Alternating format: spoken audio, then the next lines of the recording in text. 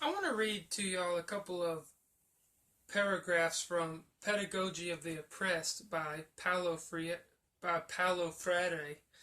And in here, we're going to see kind of what I meant in my last video when I explained that these books cross over and you can see how the concepts permeate one another.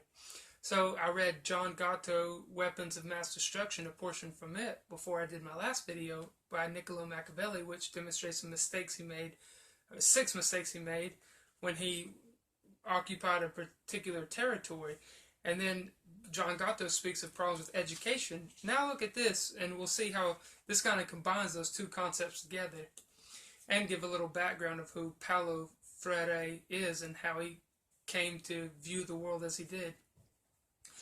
Paulo Freire's thought represents the response of a creative mind and sensitive conscience to the extraordinary misery and suffering of the oppressed around him.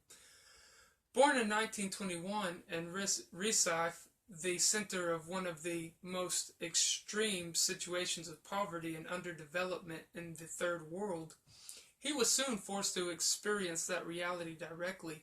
As the economic crisis in 1921 in the United States began to affect Brazil, the precarious stability of Freire's middle-class family gave way, and he found himself sharing the plight of the wretched of the earth, and the Jews called it the Aham Eretz, the people of the dirt. So the wretched of the earth, right? The poor people, the immigrants, the widows, the people, the strangers that Yahweh commanded Israel not to oppress in the Bible. This had a profound influence on his life as he came to know the gnawing pains of hunger and fell behind in school because of the listlessness it produced. School produces listlessness. That's exactly what John Gatto said in his book, Listless.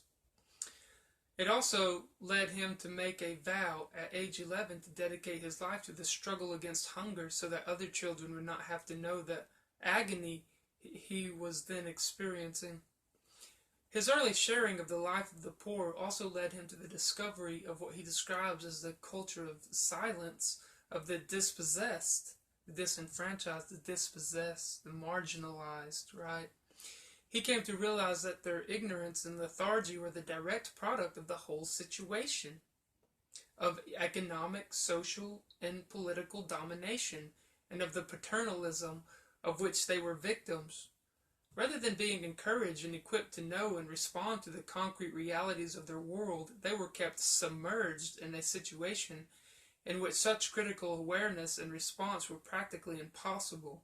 And it became clear to him that the whole educational system was one of the major instruments for the maintenance of this culture of silence, so that the school, the education system, the de-education system, links the power and it links the pedagogy together, the school.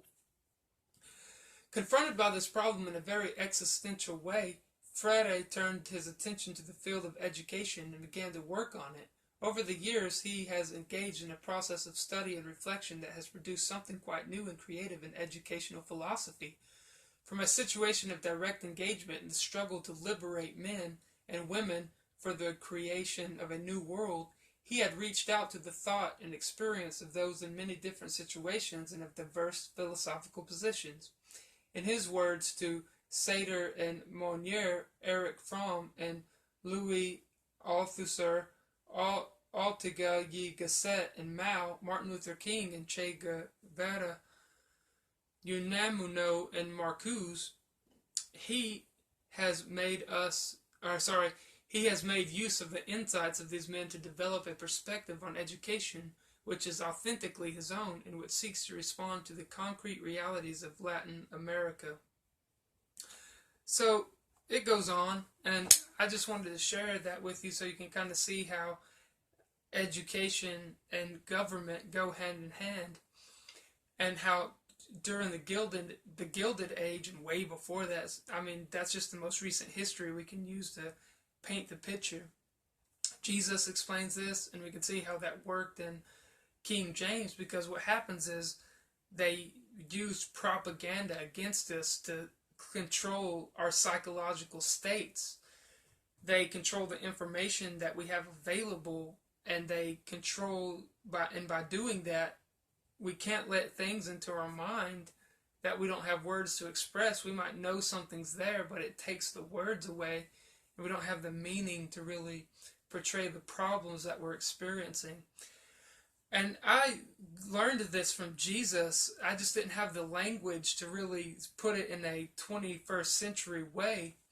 So when I began turning and asking these questions about church and why the building has no sense, and then I found out that the scripture doesn't teach church. It doesn't teach the hierarchical structure. In fact, the Nicolaitans and the love of conquering, philonachia is the Greek word, and then Nicolaitan, the conquering laity, and just how that's so inconsistent and incompatible with what Jesus taught.